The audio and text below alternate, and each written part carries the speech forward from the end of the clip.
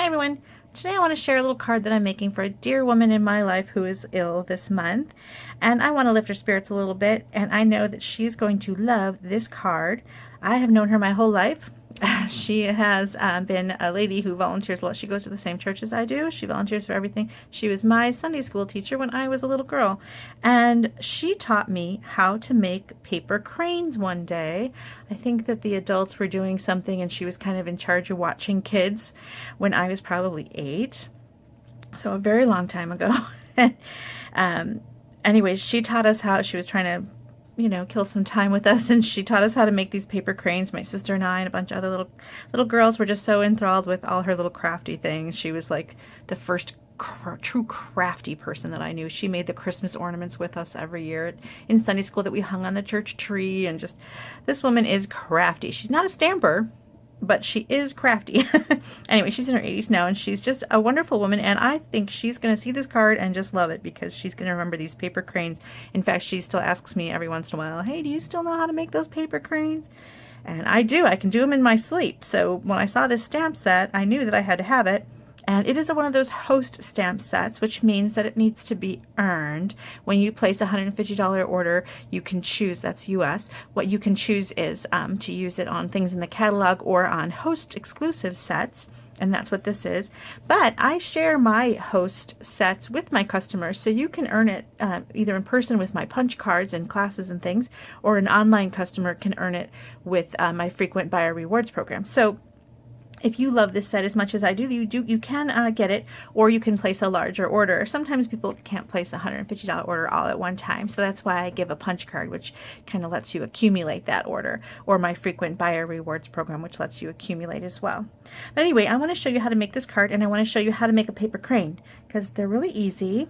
They're a little tricky, but once you get it, you get it, and it's going to stick with you. It's always fun. It's a good entertainment for your kids at a restaurant. Sometimes I make them out of the paper placemats that the kids draw, just to kind of keep a little kid quiet.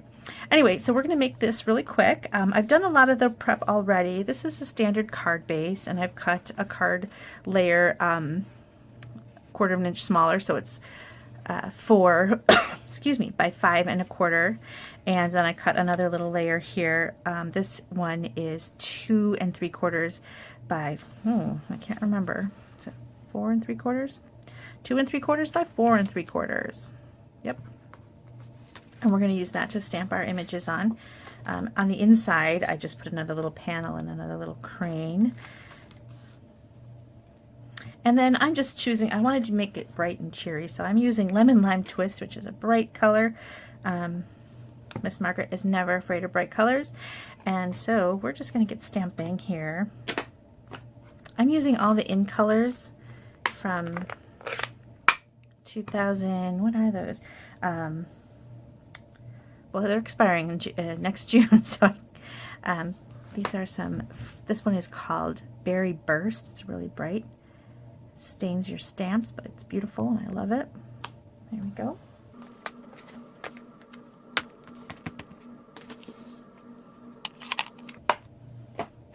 This one is called Fresh Fig. I'm going to do another small one in that. Is he going to be tilting downwards, I think? There we go. Now I'm going to get a different size crane here. The stamp set, let me show it to you. I should have done that already. Comes with several sizes of the crane, and it's got an an outline and an inside color in that you can pair together or just use on their own. I'm going to use it on my own. And you've got smaller and larger. There's also an origami swan, which is fun, and an origami paper star and a heart. All very fun. But the crane is what she taught me how to make.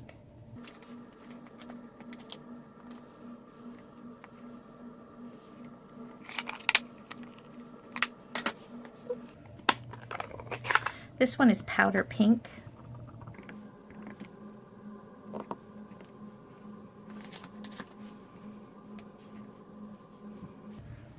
Lemon Lime Twist.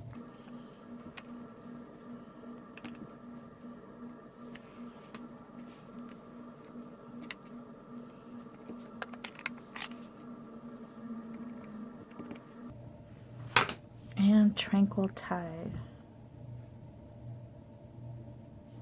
Now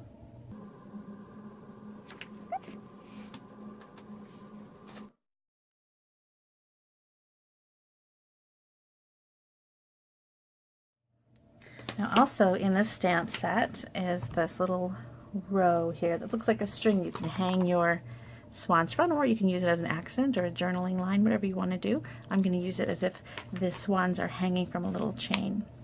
Oops. Where did that come from? Okay, so I'm using Smoky Slate for that.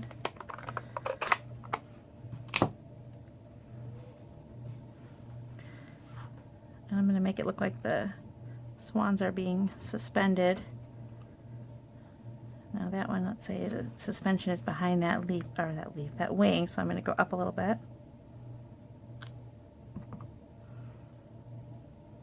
Same with this one. You can't see where it connects because it's behind the wing.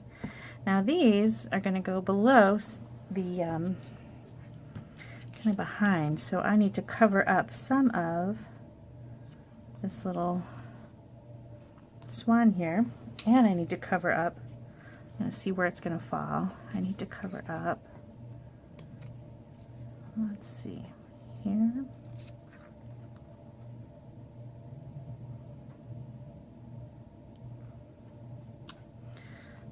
There. And then this one, I need to go pretty far, so we're going to cover this one.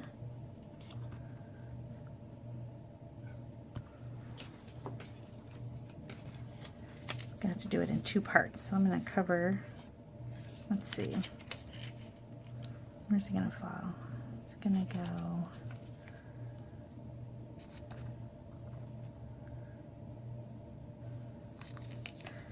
that's the tricky part, lining up your post-it notes. There you go. So it's going to be connected here at the center, like it's coming out of the top of his back. And then it's going to continue up kind of next to this one.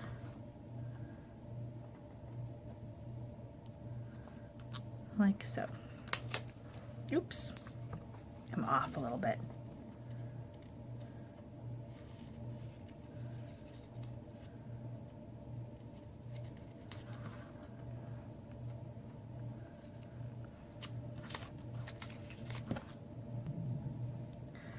There, I don't love it, but I'm going to go ahead and go on with my video here. It's off center. See, it kind of looks like it's not connecting to this one. It's off too much to this side. So kind of play with that when you're making yours. And Miss Margaret's going to get this one. Okay. There we go. So I just want to show you how to put it together and give you some little tips on that. But now we're going to do the paper crane. And I've already made a teeny tiny one. A little teeny tiny one. My hands are taking up so much space. You're not going to get to see how I made the paper crane. So I'm going to make a large paper crane for the video's sake. So let me clear my space here. You need a square. And cardstock is if you can do it with cardstock, but it's pretty heavy. I cut a square for the little baby one at 2.5 by 2.5. So it's tiny. And so it's a little harder to work with because you've got to really deal with the little teeny tiny pieces. This is a piece of 6 by 6 cardstock, so I'm going to go with that. And I thought this was two different contrasting sides, so you'll see the folds better. There you go. So the first step here is folding it in half.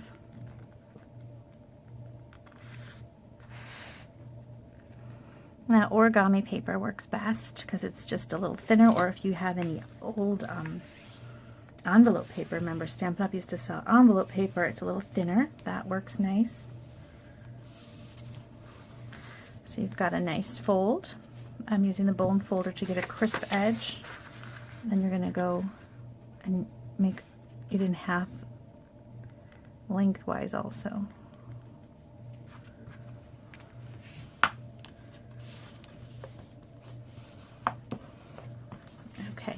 Now you can see that line, that fold line from when I used it as a diagonal, and now we're going to fold along that line. Now what tends to happen is the inner paper wants to move a little bit and not be straight. So I take my bone folder to keep it in line. There. So we've moved it, and now here's the other diagonal from the other side, and we're going to do the same thing. We're going to use this bone folder to keep that inner paper in line. So we've got now a little boat or triangle, whatever you want to call it. Now we need to open it up. So you're going to see that bigger section. You've got the smaller flaps on either side. You're going to flatten it. And again, you're going to want to make sure that, see how this one wants to curl up. You can use your bone folder to stick it in there to make the paper go where you want. Try to get your corners nicely lined up and crisp.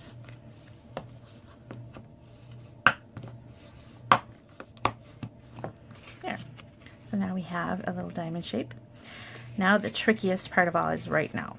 Okay, so you want to open this flap and make this corner go into here and this corner go into the inside. Like you're gonna, it doesn't want to do that, right? Because you want it to, it wants to close. It's just a tricky thing, but you can manipulate the paper to do it. So you're going to take this corner with your thumb and you're going to guide it along with your other hand. I use my fingernail to get it to fold where I want. I want it to fold at that corner. And you're bringing this edge in. And this is the trickiest part, and you got to do the same thing on the bottom too. So you're kind of holding both pieces and folding it in, and it's going to have to kind of close as it goes.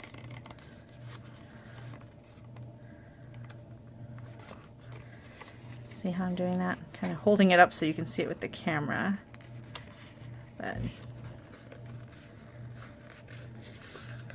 you have to close it as you go.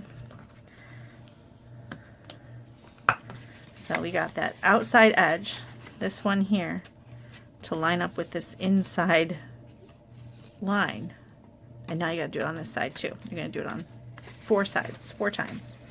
Once you got the first one, it's a little easier because the paper's already halfway there. So you're gonna use your fingernail or a bone folder to guide that top point, and then you're gonna get that paper to go all down the edge.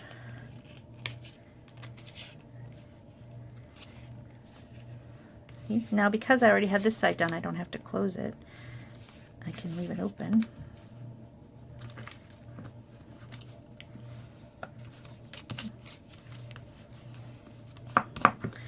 So there. Now flip it over and do the same thing. So again, you're going to have to get this outside edge to this side to touch this inside line. The first one's the hardest because the paper just wants to not go that way. If you go too fast, it'll rip. Top corner is important to get done. Bottom corner, that little point.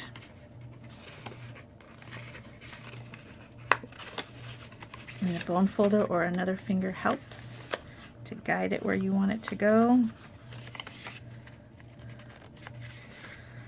And the first one you kind of have to close to get it right. Alright, second one's easier. You're going to bring this one in.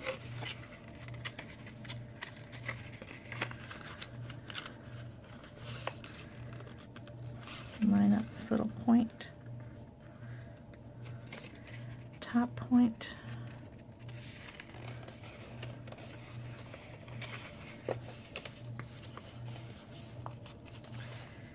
not in enough.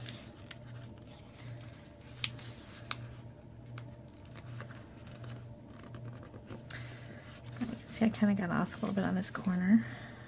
I might try to bring it in. There we go. Okay, that was the hardest part. Now you've got like a kite shape. And now we turn it into what I used to always call when I was a kid the wolf shape. I don't know why I called it that, but I kind of did. So you've got this kite shape. And now you've got these 2 inner pieces. And you're going to kind of open up the side, open up your kite, and bring it straight up and close it again. Okay, same thing on this side. You can open it up, bring that up, and close it again. So this looks like ears on a pointy nose of a menacing wolf, I used to think when I was a kid.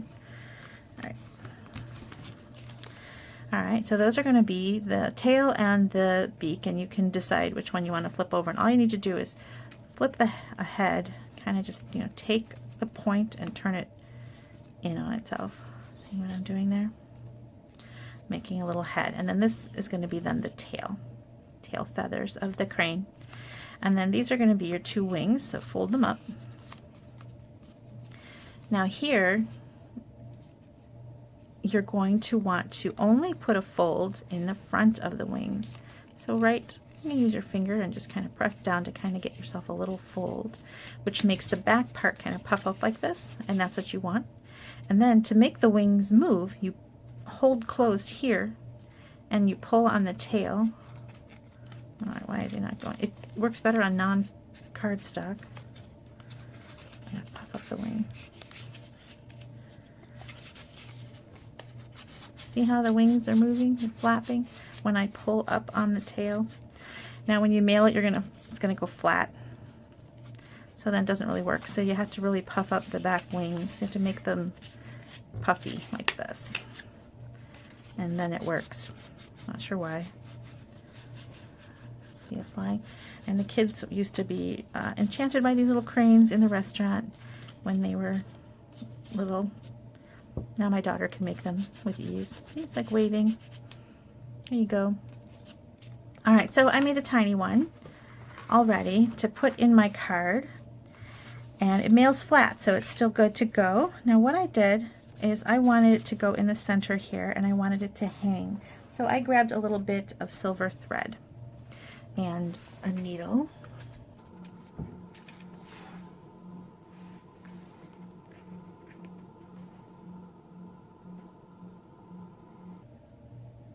And I just went through the underside and came right up that peak, like this. And then I taped it down really good. So you want to get it in that circle and tape it down really strong. I put a glue dot underneath.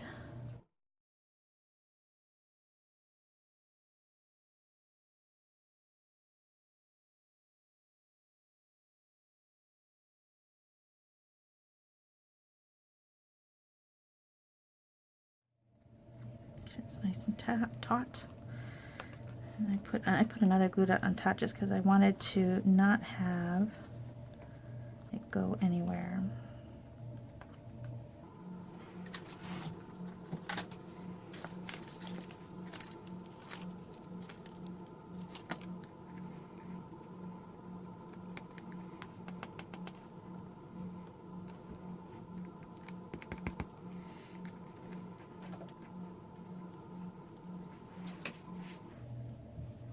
Okay, so that is that. And then I went ahead and started just doing my layering. So this is going to go on top.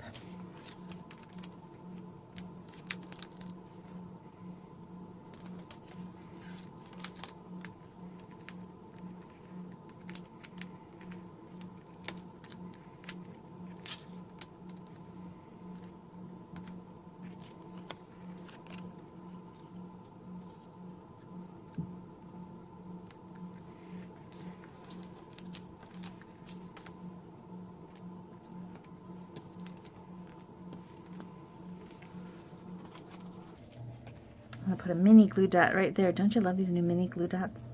I think they've been around for a little over a year now. I just love them.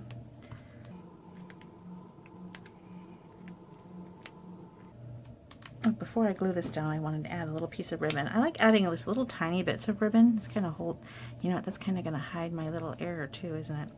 I think it's nice because it adds a little bit of texture to your card, but by adding just a tiny little piece like that, it doesn't cost a lot, and it doesn't add a lot of bulk to your card. So I like to add a little bit of ribbon. I put a glue dot on the back. I've got another glue dot on the front because what I'm going to do is I've got some baker's twine, and I'm going to tie a bow around it. I'm going to put the baker's twine kind of underneath, and then let that glue dot hold the flap down.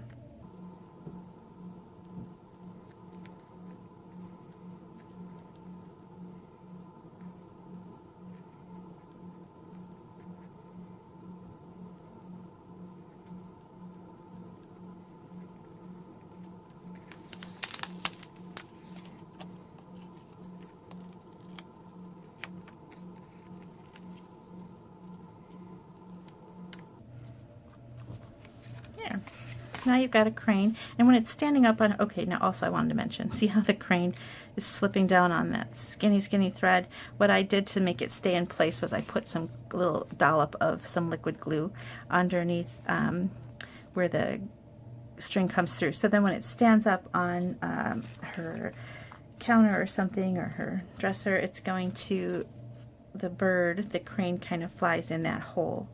And it's hard to show it on the film, but it stands up nicely and it stays within the circle. And all I did was add a little bit of glue just inside here so that it doesn't slip up and down on that string. So, and then it folds nicely flat so that you can put it in an envelope, and then it just kind of wants to open up, and Miss Margaret knows that she can puff up the wings if she wants to make it fly. And she can take it off of there and give it to one of her grandchildren too if she wanted to. Anyway, so this is my little crane card. It's called Artfully Folded. And I'll have some photos on my blog, bethspapercuts.com, with maybe some close-ups of some of these steps. And hopefully you'll try folding a crane. And like I said, the thinner the paper, the easier it's going to be. So cardstock, very hard. But you can do it. I've done it with cardstock, especially bigger. Like you can do a 12 by 12 crane if you wanted to. DSP works a little better, and then even better than that, some envelope paper, some thinner designer series paper. Tissue paper is a little too wonky. Origami paper is the best. Anyway, Artfully Folded, check it out. It's a host set. Check out my frequent buyer rewards program and my blog, bethspapercuts.com. And leave some comments if you'd like, and I will try to answer any questions if you have them. Thanks. Bye.